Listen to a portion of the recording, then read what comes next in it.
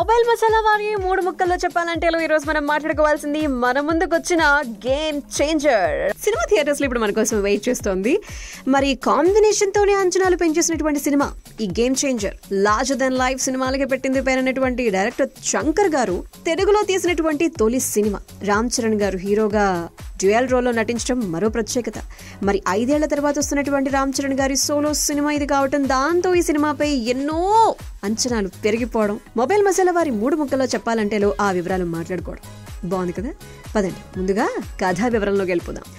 రామ్ నందన్ ఒక young IPS officer. College లో తను ప్రేమించినటువంటి దీపిక కోసమని చెప్పి తన పర్సనాలిటీ చేంజ్ చేసుకుంటారు, కోపాన్ని తగ్గించుకుంటారు. ఆ అమ్మాయి కోసం ఐపీఎస్ నుంచి ఐఏఎస్ అవుతారు. అండ్ వైజాగ్ కలెక్టర్ గా బాధ్యతలు తీసుకోగానే మినిస్టర్ బొబ్బిలి మోపిదేవి అతని గ్యాంగ్ తో యుద్ధం. అభ్యుదయ పార్టీకి చెందినటువంటి మోపిదేవి తండ్రి ముఖ్యమంత్రి సత్యమూర్తి.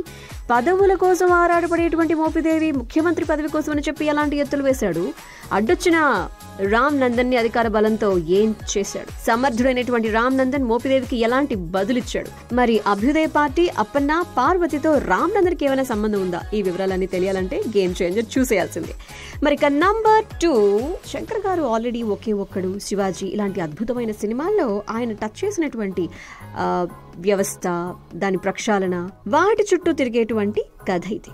ఒక యంగ్ ఐఏఎస్ ఆఫీసర్, అతని అధికారానికి రాజకీయ నాయకుడికి ఎలాంటి యుద్ధం సాగింది. అక్కడక్కడ శంకర్ గారి మార్క్ విజువల్స్ అయితే అద్భుతంగా ఉంటాయి. అప్పన్న ఎపిసోడ్ అయితే అమేజింగ్ గా ఉంటుంది. అండ్ కొన్ని ఎమోషనల్ సీన్స్ అయితే గనక ఎంత బాగా పర్ఫామ్ చేశారు రామ్ చరణ్ గారు అని చెప్పి మీరు కూడా అంటారు. బికాజ్ హార్ట్ టచ్ చేసేటువంటి అమేజింగ్ ఎమోషనల్ సీన్స్ లో రామ్ చరణ్ గారు అద్భుతంగా నచ్చేస్తారు. కొన్ని మెరుపులు ఇంకా ఉన్నాయన్నమాట. అయితే మరి కథనం, ఎమోషన్స్ పరంగా ఇంకొంచెం న్యాచురాలిటీకి దగ్గరగా సినిమాలు ఇష్టపడేటువంటి ఇప్పటి ప్రస్తుత తరం వాళ్ళకి తెరపై ఇది వరకు ఎప్పుడు చూడనటువంటి ఒక కొత్త ప్రపంచాన్నైనా చూపించారా? మరి వాస్తవానికి దగ్గరగా అనిపించేలా కథనాన్ని అందించారా? మరి ఈ రెండింటికి దూరంగా ఉందా, దగ్గరగా ఉందా? ఆ గేమ్ ఎలా ఉందో తెలుసుకోవాలంటే గేమ్ చేంజర్ చూసేయాల్సింది.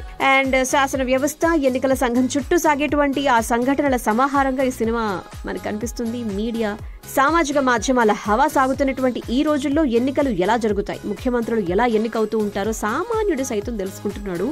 అన్ప్రెడిక్టబుల్ అంటూ ఊరించినటువంటి శంకర్ గారు ఈ నేపథ్యాన్ని, అంటే 1990లో వచ్చినటువంటి సినిమాల్లాగా పూర్తి నాటకీయంగా సహజత్వానికి దూరంగా ఏమన్నా ఆవిష్కరించారా?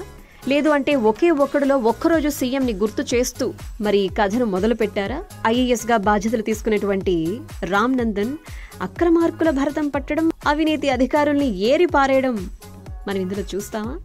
ఆ క్రమంలోనే మినిస్టర్ బొబ్బిలి మోపిదేవికి రామ్ నందన్కి మధ్య యుద్ధం అసలు ఎలా ప్రారంభమైంది, ఎలా ఆసక్తిగా మారిందో తెలుసుకోవాలంటే గేమ్ చేంజర్ సినిమా చూసేయాల్సిందేనమాట. అండ్ కథలో ఫ్లాష్ బ్యాక్ కథ అయితే గనక అప్పన్నగా రామ్ చరణ్ గారు అందరికి గుర్తుండిపోయేలా చేస్తుంది. యాంగ్రీ యంగ్ మ్యాన్ గా రామ్ చరణ్ గారు కొత్త అవతారంలో కనిపించిన ఆ నేపథ్యంలో వచ్చేటువంటి ప్రేమ కథ ఎలా ఉంటుంది, పార్వతితో వారి ప్రేమాయణం ఎలా సాగింది, వారిద్దరి జీవితం ఎలా సాగింది. అండ్ క్లైమాక్స్ సన్నివేశాల్లో వచ్చేటువంటి ఆ ట్విస్ట్ మాత్రం భలే ఆకట్టుకుంటుంది. శంకర్ గారి సినిమాల్లో ఫ్లాష్ బ్యాక్ ఎపిసోడ్స్ ఎప్పుడూ ఆకట్టుకుంటాయి. ఫస్ట్ హాఫ్ లో వచ్చినటువంటి ఫ్లాష్ బ్యాక్ పర్వాలేదు అనిపించిన, సెకండ్ హాఫ్ లో వచ్చేటువంటి అప్పన్న ఎపిసోడ్ లో మాత్రం శంకర్ గారి టేకింగ్, మేకింగ్ వావ్ అనిపిస్తుంది. అప్పన్న పోరాటం, రాజకీయాల్లోకి అడుగు పెట్టడం, ఆ క్రమంలో తనకు ఎదురయ్యేటువంటి సవాళ్ల నేపథ్యంలో మంచి డ్రామా పండించారు అక్కడ. మరి నంబర్ 3, రామ్ చరణ్ గారు 3 కోణాల్లో సాగేటువంటి పాత్రలో తెరపై కనిపించారు. యాంగ్రీ యంగ్ మెన్ గా, అప్పన్నగా, పబ్లిక్ సర్వెంట్ గా మంచి నటనని ప్రదర్శించారు. ఆయన లుక్స్ కూడా ఆకట్టుకుంటాయి.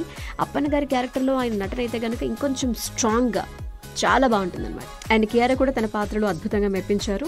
తన అందంతో కట్టిపడేశారని చెప్పాలి. అంజలి గారేమో నటనకి ఇంపార్టెన్స్ ఉన్నటువంటి పార్వతి గారి పాత్రలో అలరించేశారు. ఆమె 2 రకాల లుక్స్ లో కనిపిస్తారు. ఆమె పాత్ర నేపథ్యంలోకి వెళ్ళిపోతే గనక ఆ ఎమోషన్స్ అన్ని కూడా అద్భుతంగా పండాయని చెప్పాలి. అండ్ మినిస్టర్ మోపిదేవిగా ఎస్జే సూర్య గారి నటన సినిమాకి హైలైట్ అనమాట.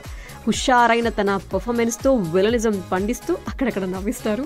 శ్రీకాంత్ గారు కూడా 2 లుక్స్ తో మనకి సందడి చేస్తారు. కథని మలుపు తిప్పేటువంటి ఇంపార్టెంట్ క్యారెక్టర్ అయింది.